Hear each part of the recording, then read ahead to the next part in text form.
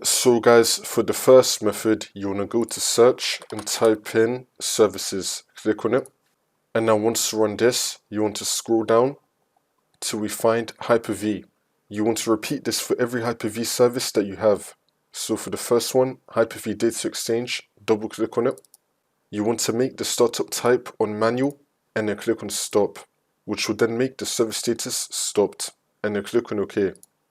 Repeat that for the other ones as well. So for the second one, Hyper-V Guest Service Interface, double click on it.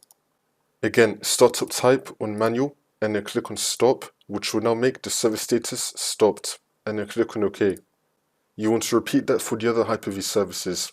Once you do all of that, see if that fixes your problem. For the next method, go to search and type in Task Manager. Click on it. Once you run this, you want to search for Hyper-V space Manager.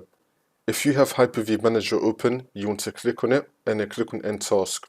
So you want to close Hyper-V Manager. Make sure it's not running. See if that works. For the last method, just do a simple restart of your computer.